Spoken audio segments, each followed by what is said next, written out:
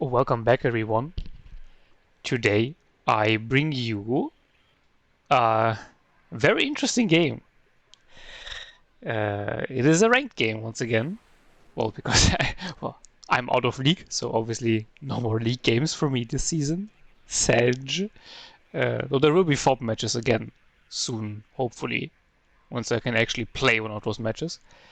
But yeah, anyway, this was ranked, so this was my first game with one of the new divisions, Divmob, so the Belgian reservist division. And I am or was facing Flying Pancake. You might remember him. I did play a game against him. It's quite some time ago. At this point, like 1 or 2 months ago. He played Berliner Gruppierung, and he had a very interesting playstyle. I also uploaded the video, by the way. He just blobs a bunch of T55s and TO55s, Shilkas and BRM1s. He has 2 or 3 blobs, consisting of most T55s, and then it's just mostly one Shilka and one BRM1 per blob. And then he just drives them down the map on 2 or 3 lanes in the beginning of the game, and has a pretty good win rate with this strategy. I won against him because I played 9th Panzer, and to be fair, like T72 divisions are pretty much, and they're pretty broken still. Back then, this was before the T72 nerfs, so they were even better. And specifically against T55s, I think T72s are just absolute beasts. They're just absolute beasts against any cheap tanks because they have good armor, so the cheap tanks really struggle to do anything against them. And then they also have autoloaders and good availability themselves while not being too expensive. The lag and range isn't that bad against the cheap, shitty tanks. So it was just a perfect matchup, and I won. He also left a comment on the video, which I thought was very cool, where he explained his point of view. And it's like the playstyle is it is kind of cheesy, but I don't have a problem with it, I guess, because honestly, if you scout it early enough, it's kind of okay to deal with. If you're obviously also playing a division that isn't complete garbage, but I felt that I didn't feel like I was completely powerless in this situation. Well, obviously, literally the first time I encountered it, I was able to beat him. So I guess I don't mind it that much. Like, for example, the whole helicopter opener cheese back in the day where you just couldn't do anything. You were just fucked. So yeah, I was actually kind of excited to play against him again. As you can see, he isn't playing Berliner Gruppierung. He's playing 7th Panzer, which obviously still makes a lot of sense, and I think is even better because he still gets 3 cards of T55As if he wants to take them, and the cheap T72s, which I also like to use, which obviously work even better with his playstyle. And then later on he can follow it up with more expensive T72s and pretty good infantry. With, to be fair, BMP1s, but it's better than nothing. Better than no IFVs at all in Berliner Gruppierung. So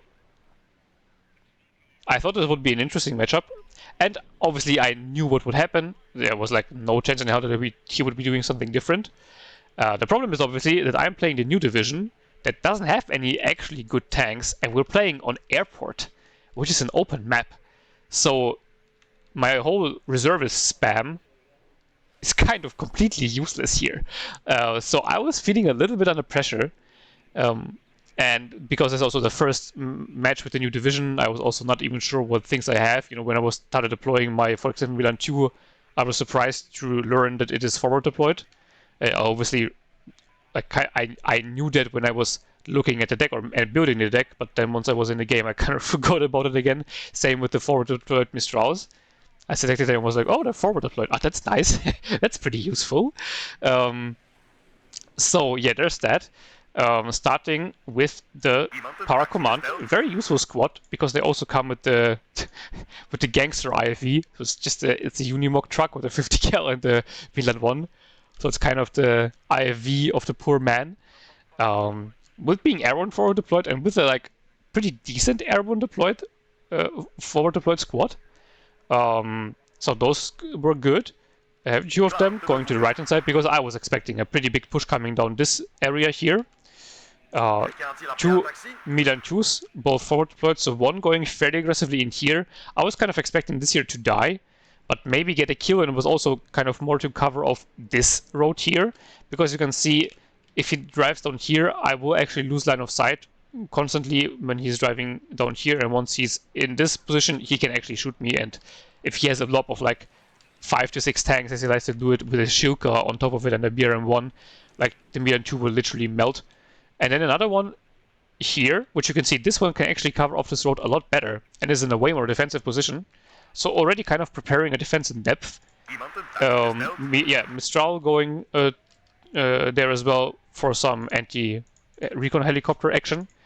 The recon éclaireurs, I take them in the 50 cal vehicle because, I mean, why not? The division is kind of already a 50 cal shitbox spam division, so might as well go commit fully to it.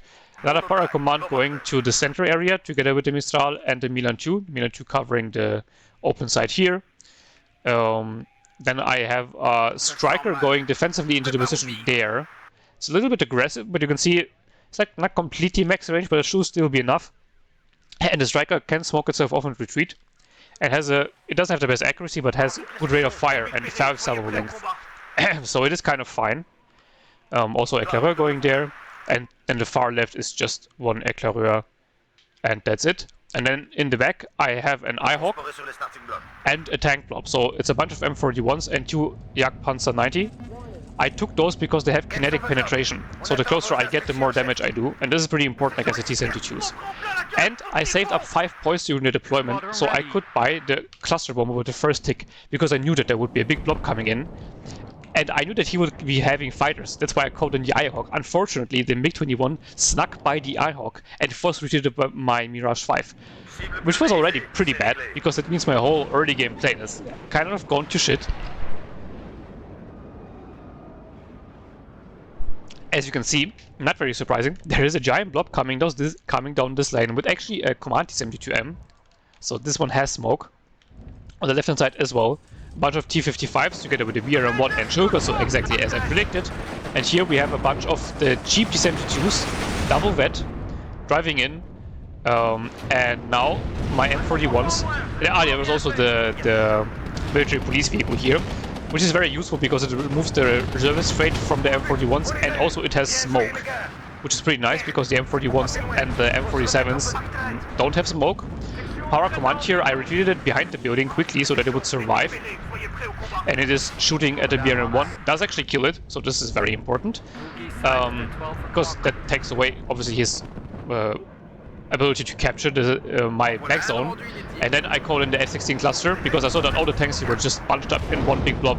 And I get the most beautiful bombing run ever on all of those tanks, and they all die. MiG-21 HE coming in also dies to my AA. IHawk is empty, so I don't know what actually shut it down. Not even sure. And now his blob here is driving in, and he just surrendered.